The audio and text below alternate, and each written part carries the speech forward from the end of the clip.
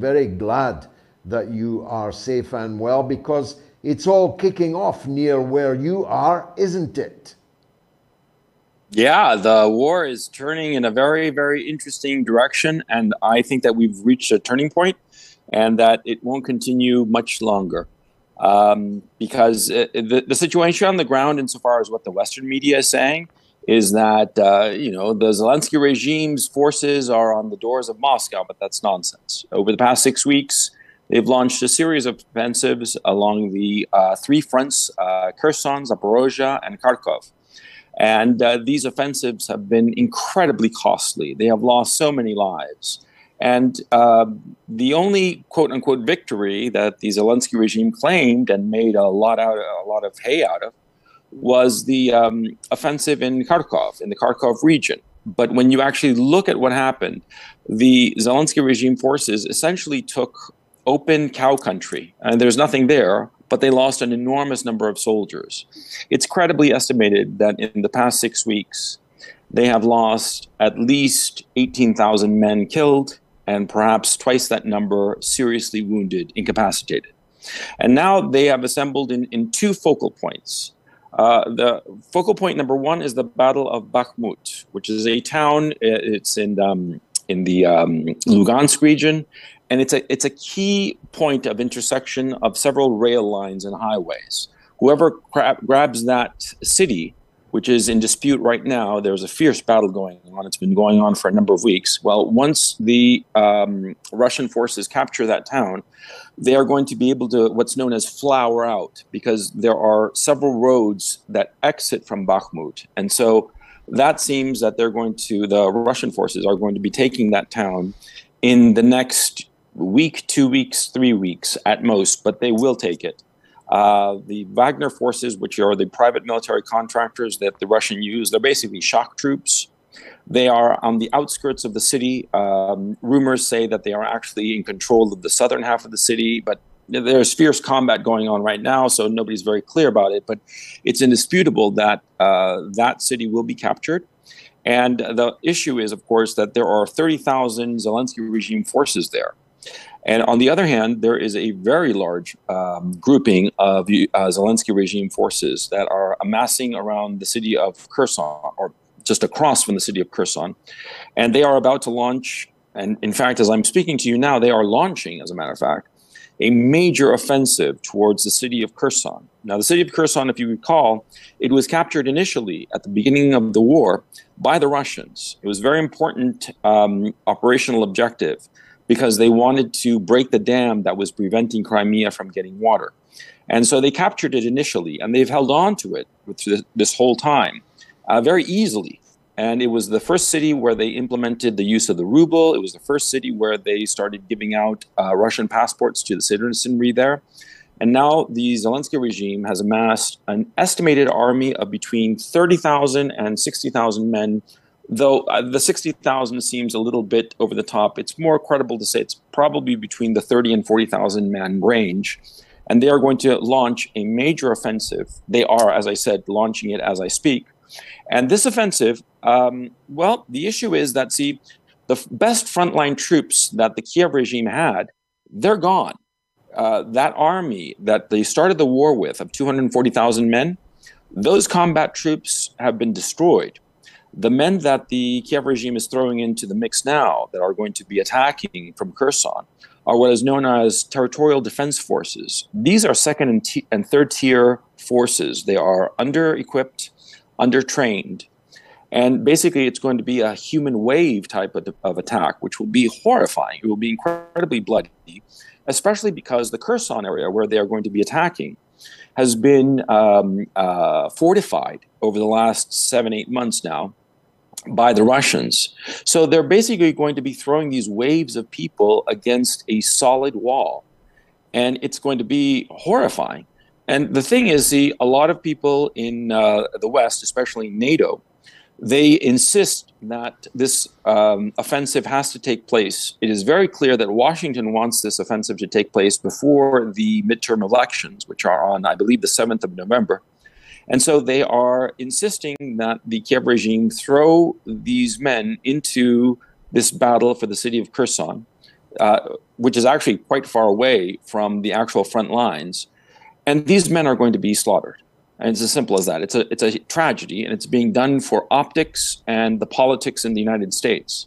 And what has to be understood is that, you see, even if these waves of soldiers manage to advance somehow, and perhaps even take the city of Kherson, the Russians have already shown their absolute willingness to give up territory and evacuate their troops as well as civilians to save their men and save their equipment. And as they retreat, they inflict punishing losses on the attacking forces. Because, of course, when you are attacking, especially in the kind of terrain we're talking about here, which is steppe, it's just flat prairie land, well, when you attack, you expose yourself. And so these men who are going to be attacking towards the direction of Kherson, they're going to be exposed, just as what happened in Kharkov. In the town of Izium and the town of Liman, which is in the Kharkov region, the Zelensky regime forces attacked with everything. And the Russians simply pulled out. And they pulled out, they secured the vast majority of their men, the vast majority of their equipment. And as they retreated, they inflicted with their artillery and air power terrifying losses. It is credibly estimated that the Kharkov offensive cost the lives, not casualties, lives of at least 6,000 Zelensky regime forces, and the Russians suffered less than 100. I mean, it was that lopsided. And so, in the West, they are talking about, that the Zelensky regime forces are going to break through to Kherson and they're going to go on the road to Crimea. This is nonsensical. They point in the West, in the Western media, the prostitute media of the West. They claim that the Russians are evacuated civilians because they believe that they're going to lose Kherson. That's not the reason. The reason they are evacuating civilians is that they know that the Zelensky regime forces are going to fire indiscriminately into the city of Kherson using those famous HIMARS missiles to inflict damage on the civilian population, as they have been doing for the last 8 years in the city of Donetsk. And so all of this attack on the city of Kherson, it'll probably destroy the city. And so that's why they removed all the civilians. Because quite frankly, as an army, it's just easier not to have civilians around so you can go ahead with your operations. And as I said, if the Russians feel that these advances are gaining ground, they will simply pull back. Because you have to understand a key issue. The Ukrainians have run out of men, and they are rapidly running out of weaponry. Why do you think they are going to the West begging for all kinds of weapons, whatever weapons they can get? Because they have simply run out, because, of course, those weapons have been destroyed. The original army has been destroyed. The only people who are fighting are territorial defense forces and also a lot of NATO contractors, because all of these foreign weapon systems that are being operated in Ukraine, well, it takes months to train for these weapons. And so it's impossible to get Ukraine soldiers to train on them as a practical matter in terms of time. And so the people operating this equipment have been NATO contractors. Probably they were NATO officers for the British, the French, the Greek, the American army last week. And then they just, quote unquote, resigned and signed the paper. And now they're private military contractors, and they're sent to Ukraine to operate these HIMARS systems, the M777s and whatnot. And so that's what you have fighting there. And these men are going to be decimated. It's going to be a slaughter. And even if they gain ground, which is a doubtful thing, but even if they do, swarming, sort of like zombies in one of those apocalyptic movies, well, they will eventually exhaust themselves. They will run out of men. And then the Russians will simply bend back and move forward. In fact, Lyman, which was the town that the Ukrainian armed forces captured 2-3 weeks ago, the Russians now are staging offensives on that town to recapture it. And they're fresh, whereas the Zelensky regime forces that are currently defending Lyman, they're exhausted. And so this is the war that's being fought. And the people in the West, the vast majority of civilians, not people like you and I who are neck deep in the information warfare, well, the people in the West do not seem to realize that all of their woes are not because of Russia. It's because of the Western leadership classes that bet it all on the Zelensky regime and defeating Russia. And they bet wrong. And they did all these sanctions that have backfired on them horribly. And that's why the people in Britain are going to go cold, dark, and hungry this winter.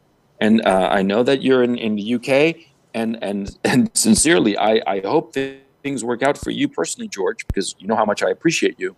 But I'm telling you, it's going to be an ugly winter for the people of Europe, and they only have their own leadership to blame. Your leadership, the European leadership, is going to blame Putin, but it wasn't Putin that didn't want to negotiate. It wasn't Putin that cut off the supply of gas. It was the West, the Americans, who decided not to negotiate, that they were only going to accept total victory and regime change in Russia. It was the West, the EU, the British government of Boris Johnson and now Liz Truss, and the Biden administration, who all insisted on these draconian sanctions that only hurt the European people. And on top of that, as a final note, sort of like a cherry on the sundae, you have the fact that the Americans blew up the Nord Stream pipeline in a grotesque act of terrorism, and they have the gall to try to blame it on the Russians, when we all know, everyone knows, that the Americans did it, likely with the assistance of the United Kingdom and perhaps Poland, and it is going to push the European economy off a cliff. In fact, it already has. I mean, the European economy is already collapsing. It's already gone off the cliff. Now we're just waiting for the final splat when it hits the bottom, okay? And we're seeing the deindustrialization of Germany. We are seeing the deindustrialization of the United Kingdom.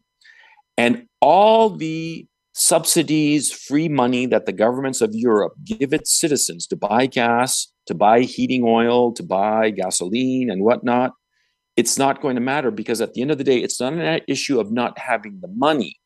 It's that there's no supply. There's no supply of gas. They had cheap energy from Russia for years, decades, in fact. And because of the sanctions, they literally cut off their nose to spite their face.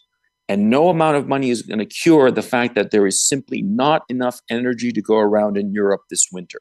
So to your listeners, if you're in Europe, I would tell you that you have to stock up on firewood, heating oil, whatever it is that you use, because it's going to be a very ugly winter. And yeah, that's what I have to tell you here from the front. Well, that cyber attack failed because Gonzalo can just keep talking. He's got so much, so wise is he. He was able to cover for the fact that I was temporarily taken off the air. I'm only joking. I don't know if it was a cyber attack. I've absolutely no idea what it was, but I definitely disappeared from the mother of all talk shows. But Gonzalo, great sport that he is, kept on keeping on and is still there now. Gonzalo, I just wanted to make a couple of comments on the tremendous report from the front that you gave. First of all, it seems unlikely to me that the Russians will allow themselves to be defeated in Kherson. After all, as you say, it was so vital for the dam. It was the first place they gave out the Russian passports. Their reinforcements are arriving, presumably from the mobilization that they have done. And although the numbers you gave us earlier are big, and of course they're very, very serious, particularly the casualty numbers.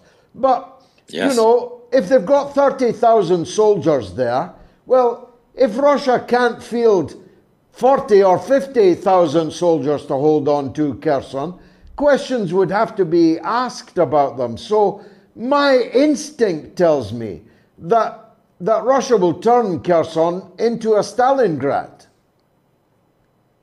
Well, what happens in modern warfare, what we're seeing is that, there comes a tipping point moment where, and insofar as an offensive is concerned, there are so many soldiers being thrown at you that sometimes it's just inevitable that you have to pull back.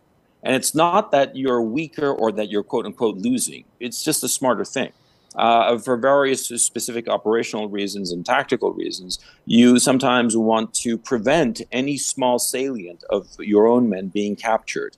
cut off from the main grouping. So it's reasonable and rational to pull back, and basically it's the Muhammad Ali rope-a-dope strategy of just leaning back on the ropes and letting the other guy tire himself out until he's absolutely exhausted, and then you just wake up and knock him out.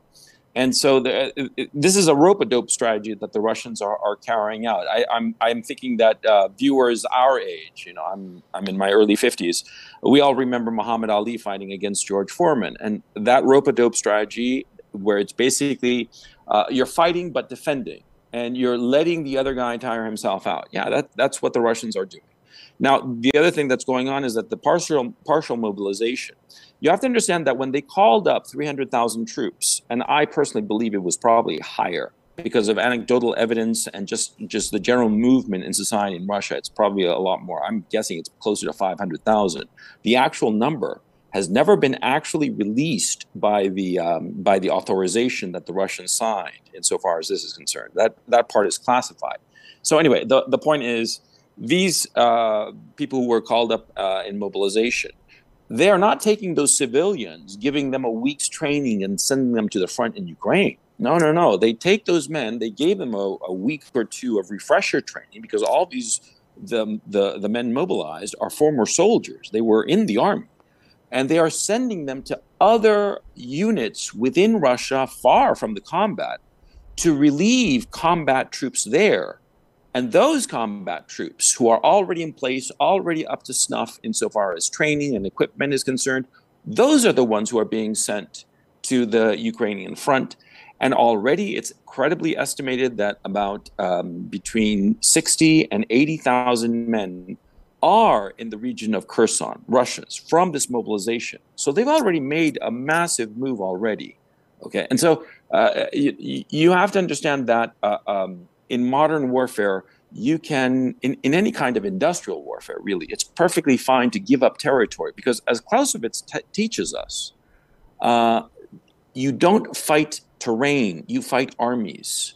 What terrain you capture doesn't matter. What matters is that if you destroy the opposing army. And that's what the Russians have been doing very systematically from the very get-go of this conflict, especially after the breakdown of negotiations in March, early April. You see, the Russians have deliberately been aiming to degrade the fighting force of the Zelensky regime. It is credibly estimated by Colonel Douglas McGregor, who's been keeping a very close eye and somebody who would highly recommend that you follow. He's the only dissident American officer who is saying what is more or less happening here in Ukraine. And he credibly estimates that about 100,000 Ukraine soldiers are dead. And likely that same number, if not more, of wounded, incapacitated. So the original army is gone. And so, this is, I believe, and other people seem to agree with me, that this is basically the Kiev regime's last stand. This is like the Battle of the Bulge in World War II, where during the winter and into January of 1945, the Germans threw everything they had at the Allies on the West, and they exhausted themselves. And after that, they had no more army left, no more gas in the tank. And it was only 3-4 months later that the Allies were in Berlin. And it seems to me that this Battle of Kherson is that final bulge in this war. And frankly, they are throwing away the last of what they've got. And the worst part, the thing that really drives me crazy, that I find is just immoral and despicable, and I'm sorry for using such language, but it's the truth. It's immoral and despicable that they are throwing away the lives of these men just to score a political victory so that it helps Joe Biden and the Democratic establishment get a few more votes in the midterm election. It's all politics. It's not because they think that they can actually win, because they know that they can't. It's over. It's been over for weeks now. And all of these men who are dying for nothing, it's that. They are dying for nothing. And that's the tragedy and horror. Well, they're not and the even, men who have Gonzalo, made these decisions are evil. Gonzalo, they're not even dying for votes for Joe Biden, because all of the signs are that Biden, the Democrats, are going to get the mother of all beatings. in the midterm elections in November. There was some hope a few weeks ago amongst Democrats that they could limit the losses. But it now looks, according to the betting markets, the polling, and the individual statewide polling, all indicate a wipeout of biblical proportions. So these men's lives are being sacrificed for a political purpose which isn't even working for Biden. How about that then? Well, George, you see, you are a much more idealistic man than I am, because me, the cynic, I think of myself as pragmatic, but maybe what I'm about to say is deeply cynical. I think that the Biden administration is going to outright try to steal this election. I think that there's going to be gross electoral violations in this coming election, and they will try to sweep it under the rug, as they did in 2018, as they did in 2020. And I am not confident that it will be a straight election. And I would suspect that there's going to be such shenanigans that it will throw the outcome into serious political turmoil. I cannot believe that I'm saying this. I have never seen any kind of lawlessness as we are seeing now with the Biden administration, so I couldn't put it past them. I mean, something that if you told me this 5-10 years ago, I wouldn't have believed it. Now I do believe it, because of the actions of the Biden regime and how the Biden regime has politicized the FBI and other security agencies in the United States to politically persecute dissident voices. Today, or yesterday was it rather, a writer, I don't have his name offhand, but he was a writer writing about the evacuation of Afghanistan and the whole withdrawal of last year. He was visited by the FBI. He abruptly resigned from his position and he's disappeared. This is the kind of thing that we used to see in totalitarian states, and we're seeing it in the United States. In the United States of America, with the Constitution, First Amendment, all that stuff. And we are seeing open and grotesque political persecution of the government against the people. And we are seeing similar things going on across Europe. We're seeing huge protests across Europe by the people with just grievances, and they are being maligned, they are being repressed. The fact of these protests is being censored. You know, the West is dead. In all of the virtues and all of the principles have been thrown away. Even worse, Gonzalo, even worse than being repressed, they're being completely ignored, as if their demonstrations, their protests didn't even happen. Orwell, thou should be with us at this hour. But Gonzalo Lira was, and what an hour it turned out to be. Thanks, Gonzalo, for filling in for me in the mother of all talk shows.